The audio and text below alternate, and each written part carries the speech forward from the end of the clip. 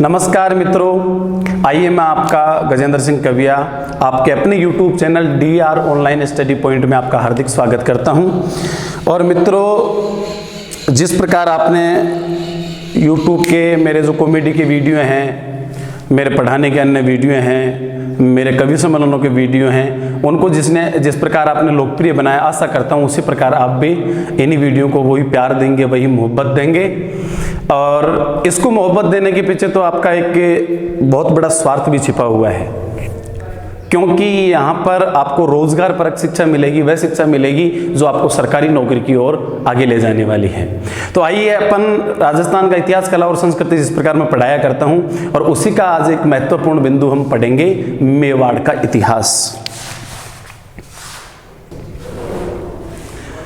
और सबसे पहले मेवाड़ का इतिहास लेने के पीछे कारण भी यही है, क्योंकि अपने राजस्थान के इतिहास में जो सबसे गौरवान्वित पृष्ठ जो हैं वो मेवाड़ के इतिहास के हैं।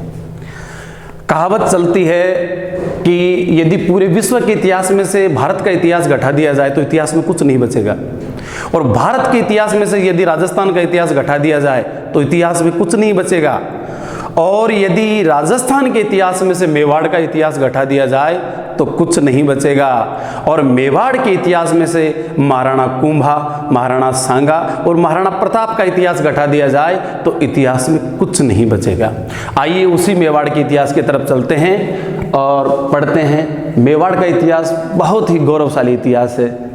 मुझे एक दोहा याद आता है कि अलादीन अकबर तणी, अलादीन मीन्स अलाउद्दीन खिलजी, अलादीन अकबर तणी मिटगी सरब मरोड़, कीरत खंब कथना कथे ओ वही चित्तौड़, ओ वही चित्तौड़। आइए उस चित्तौड़ का एक एक कण पूजनीय है, एक एक प्रस्तर खंड उसका पूजनीय है, और उसी इतिहास की तरफ अपन चलते हैं, मेवाड़ का इतिहास जानते हैं। पृष्ठभूमि से हम प्रारंभ होकर के उपसंहार तक चलेंगे। और मित्रों, मेवाड़ का इतिहास तो अपने आप में बहुत गौरवशाली है। अपने राजस्थान का कण कण गौरवशाली है। राजस्थान का भाटा भाटा भूमियों है। राजस्थान के बांट बांट में देवी देवता विराजते हैं। ये संस्कृति और इतिहास की गौरवपूर्ण धरा, राजस्थान की धरा, और अपन इसी पे निवास करते हैं, हमारे लिए गौरव की विषय है। आइए उसी राजस्थान के इतिहास के गौरवशाली अपन पृष्ठ की तरफ चलते हैं, और वह गौरवशाली पृष्ठ है मेवाड़ का इतिहास। अगर हम जहाँ तक हमें जो ज्ञात इतिहास के जो अभिलेख जो प्राप्त होते हैं उनकी तरफ हम चलते हैं, तो सबसे पहले हम चलते हैं जनपद युग की तरफ। और जनपद युग में एक जनपद था जिसका नाम था सीवी, और यही सीवी जनपद आगे चलकर मेवाड़ के नाम से जाना गया। तो जनपद काल में मेवाड़ का जो वर्तमान क्षेत्र है वह किस जनपद में पड़ता था? सीवी। और सीवी जनपद पर जिस वंश का शासन था वह शासन था उसीनर। उसीनरों का शासन सीवी जनपद पर रहा, और इस सीवी जनपद में वर्तमान का संपूर्ण मेवाड़, मध्य प्रदेश का मालवा, ये दोनों का इलाका मिलकर जिस नाम से जाना जाता था वो नाम था सीवी। और इस सीवी जनपद की जो राजधानी थी, जनपद काल में सीवी जनपद की राजधानी थी वह थी मध्यमिका। मित्रों, यह मध्यमिका नगर वर्तमान में जिस नाम से जाना जाता है, वर्तमान में मध्यमिका नगरी के नाम से जाना जाता है, और ये नगरी जिस जिले में पड़ता है वह जिला है चित्तौड़गढ़। ये हमारी प्राचीन सभ्यताओं को जब हम पढ़ेंगे उसमें भी मध्यमिका ये जो नगरी है जो बड़ी महत्वपूर्ण है। मध्यमिका ही नगरी है, नगरी ही मध्यमिका है, और ये थी सीवी जनपद की राजधानी। और सीवी जनपद पर जिस वंश का साम्राज्य रहा वह वंश था उसीनर, और इसी उसीनरों का एक प्रसिद्ध राजा हुआ जिस राजा का नाम था सीवी। सीवी भी कहते हैं, सीवी भी कहते हैं। और अपने नैतिक शिक्षा की कहानियों में राजा सीवी की एक बहुत ही प्रसिद्ध कहानी आती है कि एक भूखा बाज था जो कबूतर के पीछे पड़ा। उस कबूतर का शिकार करके उस बाज को अपनी क्षुधा शांत करनी थी। वह कबूतर अपने प्राण बचाने के लिए तीव्रता से उड़ा। बाज ने उसका पीछा किया, और भागते भागते वह कबूतर आकर के दरबार में बैठे सीवी की गोद में बैठ जाता है और कहता मुझे बचाओ। पीछे के पीछे वह बाज आ जाता है। बाज कहता है मेरा शिकार मुझे लौटाइए। सीवी धर्म संकट में पड़ गया, क्योंकि एक तरफ बाज की भूख मिटाना भी बहुत जरूरी थी, वाजिब थी, तो एक तरफ शरण में आए कबूतर को बचाना भी बहुत जरूरी था। और साहब आखिर में उस बाज की क्षुधा शांत करने के लिए शिवी अपना स्वयं के शरीर का मांस काटकर उस कबूतर के मांस के बदले देता है। वही त्याग तपस्या जो शिवी के खून में थी वह मेवाड़ में अंत तक बनी रही। और आइए उसी मेवाड़ के गौरवशाली इतिहास को हम जानते हैं, लेकिन महत्वपूर्ण बिंदुओं को अपन दोबारा दोहराते हैं कि मेवाड़ जो है जनपद काल में किस नाम से जाना जाता था? शिवी नाम से। शिवी में जो इलाका शामिल था वो कौन कौन सा था? मेवाड़ और मालवा।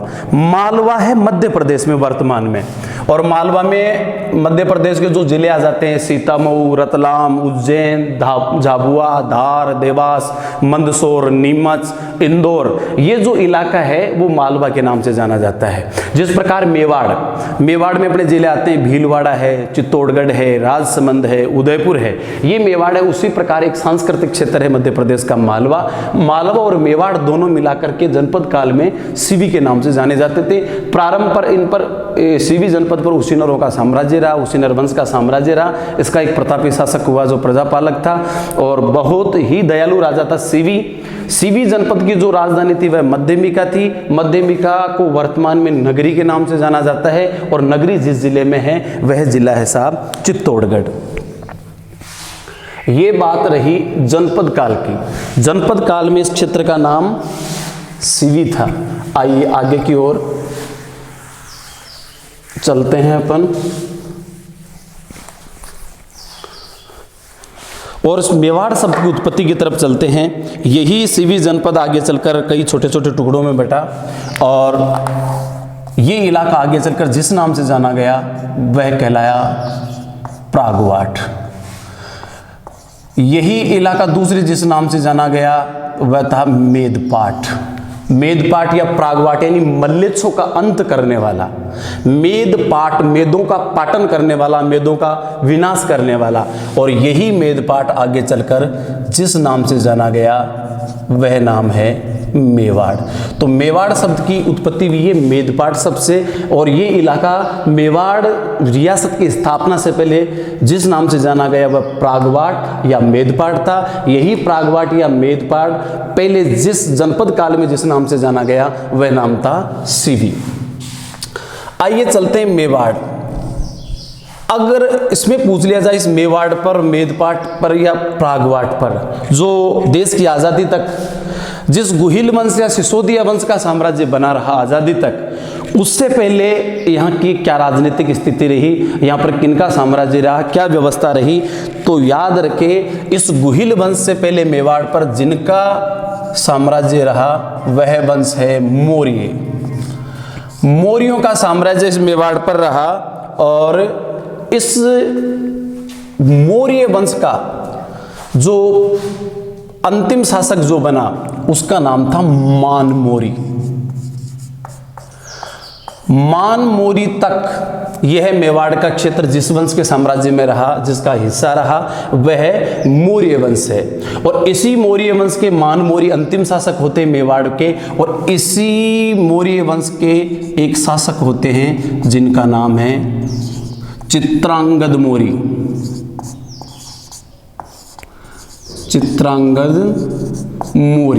और इसी चित्रांगद मौर्य ने चित्तौड़गढ़ के किले का निर्माण करवाया। बड़ा महत्वपूर्ण प्रश्न है, चित्तौड़गढ़ के किले का निर्माण किसने करवाया? किले का निर्माण करवाया। तो बताइए मित्रों, चित्तौड़गढ़ के किले का निर्माण किसने करवाया? चित्रांगद मौर्य ने। और चित्रांगद मौर्य ने जो चित्तौड़गढ़ के किले का निर्माण कराया, ये जिस जगह पर कराया उस पहाड़ी का नाम है चित्रकूट। चित्रकूट पहाड़ी पर, ये चित्रकूट पहाड़ी जिस जगह पर है वो कौन सा भूखंड है? वह है साहब मेसा का पठार। मेसा का पठार। चित्रांगद मौर्य ने जिस चित्तौड़गढ़ किले का निर्माण कराया वह चित्तौड़गढ़ किला कौन सी पहाड़ी पर है? चित्रकूट पहाड़ी पर। कौन से पठार के ऊपर? मेसा का पठार। मेसा के पठार पर कहाँ? चित्रकूट पहाड़ी पर। चित्रकूट पहाड़ी कहाँ? मेसा के पठार में। और वहीं पर कौन सा किला? चित्तौड़गढ़ किला। चित्तौड़गढ़ किला बनाने वाला जो शासक था वो था चित्रांगद मौर्य। चित्रांगद मौर्य किस वंश का था? मौर्य वंश का। मौर्य वंश का मेवाड़ में अंतिम शासक कौन हुआ? मान मौर्य। और इसी मान मौर्य तक यह रहता है साहब मेवाड़ का हिस्सा। और मेवाड़ का हिस्सा ये कब तक रहता है? 734 ईस्वी तक। 734 ईस्वी तक इसका शासक रहता है मान मौर्य। और 734 के बाद में ये इस मान मौर्य को पराजित करके इसी 734 में मेवाड़ का शासक बन जाता है बप्पा रावल। और यही बप्पा रावल 734 ईस्वी में, या यूं कहें कि 8वीं शताब्दी में इस मेवाड़ पर गुहिल वंश की स्थापना करता है। तो मेवाड़ के राज परिवार में गुहिल वंश की स्थापना करने वाला है बप्पा रावल। बप्पा रावल ने मेवाड़ पर कब अपना अधिकार किया? 734 में। किसको पराजित करके किया? मान मौर्य को। मान मौर्य किस वंश का था? मौर्य वंश का। मौर्य वंश के किस शासक ने चित्तौड़गढ़ किले का निर्माण कराया? चित्रांगद मौर्य ने। अब बात आती महत्वपूर्ण यहां पर बप्पा रावल की कि बप्पा रावल था कौन जिसने मौर्य साम्राज्य का अंत किया और मेवाड़ पर गुहिल वंश की स्थापना की। तो ध्यान दीजिएगा, ये जो गुहिल वंश जिसके बप्पा रावल ने चित्तौड़ पर पहली बार अधिकार लिया, ये था गुहिलादित्य का वंशज। और इसी गुहिलादित्य ने 566 ईस्वी में 566 ईस्वी में गुहिल वंश की स्थापना की। और इसी गुहिल वंश ने भारत के बहुत बड़े भूभाग पर राज किया। इसी गुहिल वंश की कई शाखाएं हैं। नेपाल का जो राजवंश है वह भी गुहिल वंश का हिस्सा है। जो मंगलिया है जिन्होंने गुजरात में किया, छत्रपति शिवाजी का जो वंश है वह भी गुहिल वंशी है। इस गुहिल वंश की स्थापना 566 में गुहिलादित्य ने की। और इसी गुहिलादित्य का एक वंशज जिनका नाम था कालभोज। कालभोज के पिता की तत्कालीन वहाँ के जो मीणों से युद्ध हुआ, मीणों के युद्ध में कालभोज की पिता की मृत्यु हो गई। और इसके बाद में कालभोज जंगल में चराने जाया करता था, गाय चराता था। ये गाय चारण का काम करने लगा, गाय चराने का काम करने लगा। और जिस जगह गाय चराने जाया करता था वहां पर एक तपस्वी तपस्या करते थे जिनका नाम था हारितरासी। कई जगह नाम इनका हारित ऋषि भी मिलता है। ये हारित ऋषि नहीं, हारित राशि है। और ये हारित राशि थे नेपाली संत, नेपाल से आए थे, नेपाल के प्रसिद्ध संत थे। और ये हारित राशि थे लकुली संप्रदाय के संत, लकुली संप्रदाय, जिसे पाशुपत संप्रदाय के नाम से भी जाना जाता है। लकुली संप्रदाय कह दीजिए, चाहे पाशुपत कह दीजिए। और ये नेपाल में भगवान शिव की पूजा करते हैं पशुपतिनाथ के नाम से। और पशुपति नाथ के नाम से पूजा करने की वजह से ये कहलाए पाशुपत। ये शैव संप्रदायों की अगर अपन चर्चा करें तो बहुत प्राचीन संप्रदाय है पाशुपत। सिंधु घाटी सभ्यता की खुदाई के दौरान भी एक भगवान शिव की पाशुपत की मुद्रा मिली है। तो बहुत प्राचीन संप्रदाय है पाशुपत संप्रदाय, जिसकी स्थापना दंडधारी लकुलिस ने की। इसीलिए पाशुपत संप्रदाय लकुली संप्रदाय के नाम से भी जाना जाता है। हारित ऋषि नेपाल से आए। नेपाल से आने के बाद में एक जगह पर तपस्या करने लगे। जिस स्थान पर ये तपस्या किया करते थे उस स्थान का नाम कैलाशपुरी। और ये कैलाशपुरी वर्तमान में जिस जिले में पड़ता है वह जिला है उदयपुर। उदयपुर में तपस्या करते थे। वहीं गाय चारण का या गाय चराने का काम किया करता था कालभोज। कालभोज रोजाना हारित ऋषि के पास जाता, हारित ऋषि की जी जान से बहुत सेवा की। और कालभोज हारित ऋषि को ही मानने लग गया अपना गुरु। तो बताए कालभोज का गुरु कौन है? हारित ऋषि। और यही हारित राशि जब इसकी तपस्या पूर्ण होती है ये इसको आशीर्वाद देता है। आशीर्वाद में अकूत गड़ा हुआ खजाना बताता है और उसी खजाने को लेकर काल भोज एक भीलों की सेना का संगठन करता है, भीलों की सेना तैयार करता है और सेना तैयार करके जिस पर आक्रमण करता है काल भोज वो है मान मोरी। और मान मोरी को पराजित करके 734 में इसने चित्तौड़गढ़ किले पर अधिकार प्राप्त किया। तो गुहिल वंश के जिस शासक ने सर्वप्रथम चित्तौड़गढ़ किले को अपने अधिकार में लिया वह शासक था कालभोज, और यही कालभोज आगे चलकर जिस नाम से जाना गया वह बप्पा रावल, और बप्पा रावल थी कालभोज की उपाधि। कई इसे खुमाण की उपाधि भी बताया करते, लेकिन अपने इतिहास में जो तर्क संगत उत्तर है जो हमारे कंपटीशन में आता है वह कालभोज की ही उपाधि बप्पा रावल है। और बप्पा रावल अपने आप में एक बहुत ही प्रतिभाशाली शासक था, बहुत उद्भट वीर था और उसने अनेक विजय अपने नाम की। और इन विजयों में बप्पा रावल ने पूरा उत्तरी भारत, पूरा पाकिस्तान, पूरा अफगानिस्तान, यहाँ तक कि ईरान की सीमा तक इन्होंने विदेशियों को खदेड़ दिया। और विदेशियों को खदेड़ने के बाद इसने पूर्णतः ये एक हिंदूवादी संस्कृति का प्रबल पोषक था। और ये संस्कार इसे जहाँ से मिले थे वो थे इनके गुरु हारितरासी। हारितरासी के कहने पर ये अपना वह हारितरासी का सपना संजोने के लिए प्रण उठाता है और भीलों की सेना का सहयोग लेकर 734 में मेवाड़ पर शासन करता है। और यह बप्पा रावल कहते हैं कि इसकी खड्ग में 32 मण वजन था।